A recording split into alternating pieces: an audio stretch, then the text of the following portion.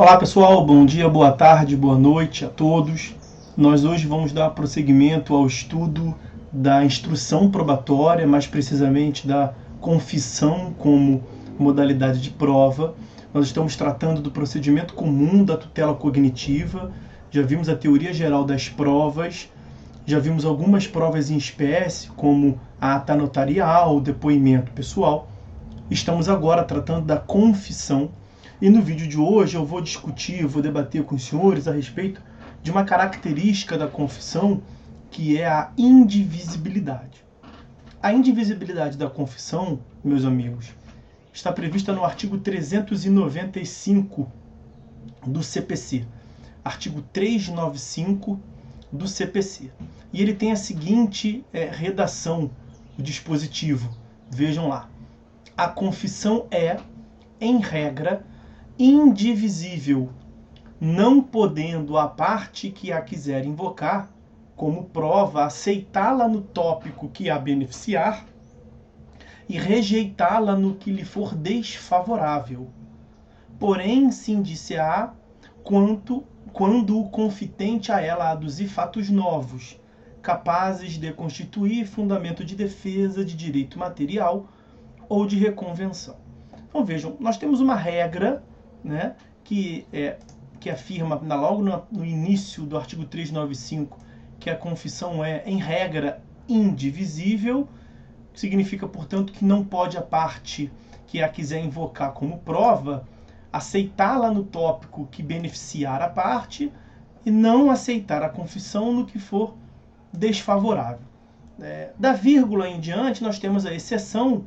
Vamos ficar nessa parte inicial que trata da regra. Então, a indivisibilidade significa isso, né? Reiterando.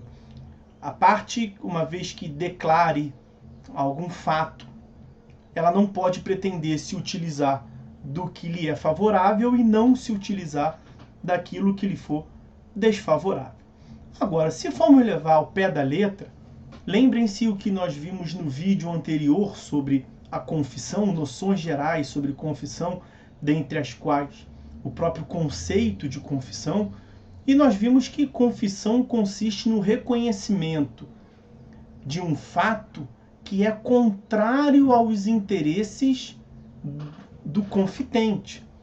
Então, quando o dispositivo prevê que a confissão é indivisível e que a parte não pode invocar a confissão, em tese, para aceitá-la a confissão, né, no que lhe beneficiar e rejeitá-la no que for desfavorável, tecnicamente, se for levar a ferro e fogo, há uma impropriedade, há uma contradição nos próprios termos, porque a confissão ela não favorece a parte, ela, por conceito e por definição, ela prejudica a parte depoente, o confitente.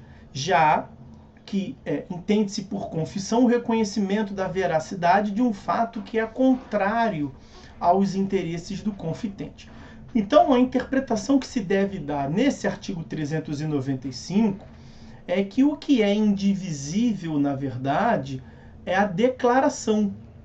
Porque falar em confissão que favorece a parte é uma contradição em termos, como eu venho lhes dizendo. A indivisibilidade, portanto, a que o dispositivo se refere, não é da confissão, mas da declaração da parte. A declaração da parte deve ser analisada como um todo. É isso que nos está dizendo aí o artigo 395.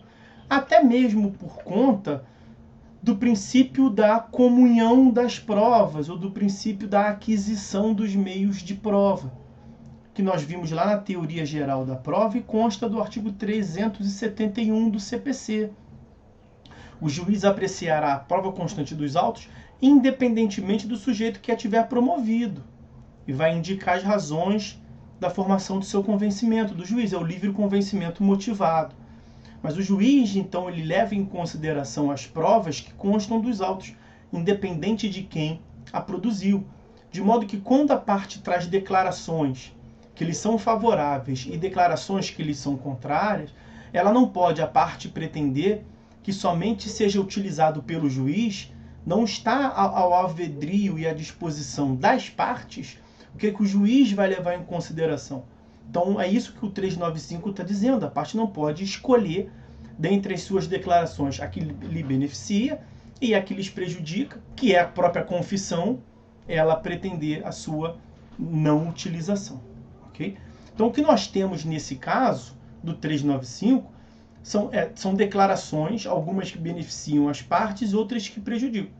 A declaração da parte que reconhece a veracidade de um fato que lhe é contrário, isso é a confissão propriamente dita. A declaração da parte de um fato que lhe favorece não é confissão por uma impropriedade lógica e conceitual. Ok? Então, de uma vez por todas, o que essa regra estabelece é que a declaração deve ser levada em consideração pelo juízo como um todo.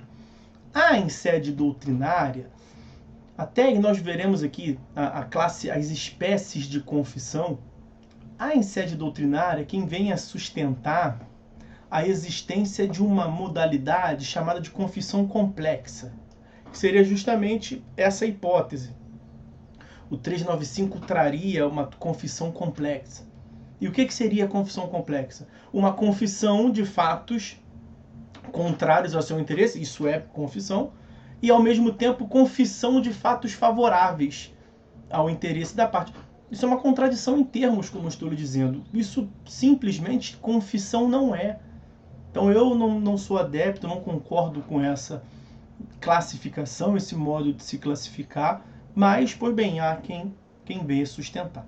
Então nós vimos a parte inicial do artigo 395. Como eu lhes disse, ele tem uma parte final, né?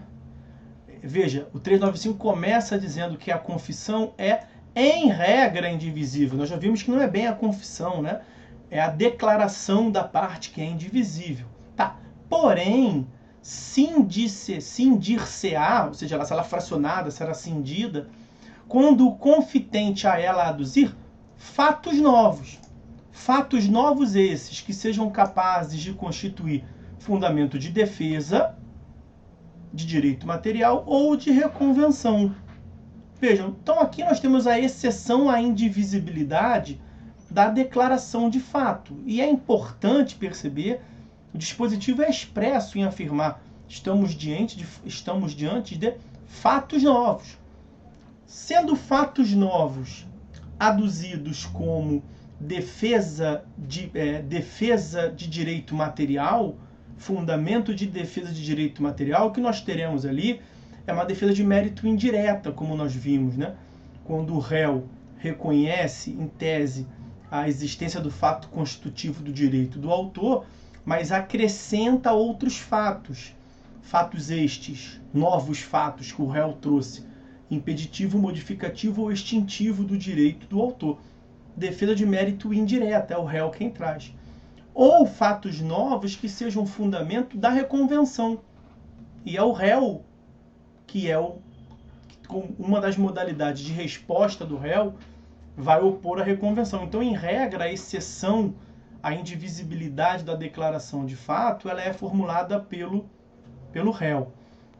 Fatos novos aduzidos pelo autor, nós estaremos ali diante de um outro tópico, de um outro tema, que seria o da estabilização da demanda. Então aí vai depender a um limite temporal a integração do réu no processo e o oferecimento da sua defesa para que o autor possa aduzir fatos novos. Então, em geral, essa exceção à indivisibilidade da declaração, ela é mesmo direcionada ao réu e o próprio dispositivo deixa isso claro. Fundamento de defesa de direito material é o réu, reconvenção é o réu quem formula no processo. Ok? Sendo fatos novos, senhores, esses fatos deverão ser provados, né? Dependerá de prova a demonstração de veracidade desses fatos novos, aduzidos em regra pelo réu. Então ali nós temos uma exceção, porque como são justamente fatos novos, nós não teremos propriamente uma confissão também. Então uma exceção à declaração, e ali o juiz então vai, aquelas declarações que dizem respeito a fatos novos, se elas vêm numa defesa de mérito indireta, nós vamos ter que dar oportunidade ao autor em réplica se manifestar. Se ela vem em reconvenção, o autor vai ser intimado para oferecer resposta. Reconvenção como demanda autônoma incidental do artigo 343.